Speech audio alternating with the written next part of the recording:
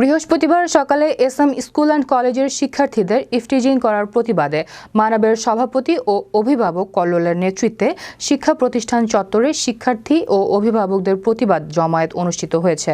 প্রতিবাদ জমায়েতে বক্তব্য দেন কল্লোল সহ অন্যান্যরা।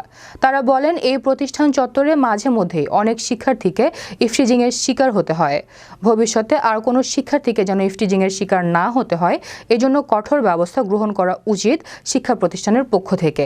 এ বিষয়ে এসএম স্কুল অ্যান্ড কলেজের ভারপ্রাপ্ত অধ্যক্ষ শহীদুল হক শাহিন সাংবাদিকদের বলেন, ইফটিজিংয়ের বিষয়টি জানার পর প্রতিষ্ঠানের সুনাম রক্ষার্থে ইতিপূর্বে ব্যবস্থা গ্রহণ করা হয়েছে।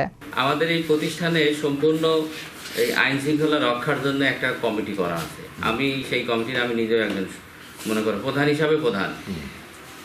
আমাদের কাছে ইতিপূর্বে যতগুলো তোমার কমপ্লেন আসছে, প্রত্যেকটা কমপ্লেনেরই অ্যাকশন নিচ্ছে এবং এই ছেলে জ্বলন্ত সাক্ষী।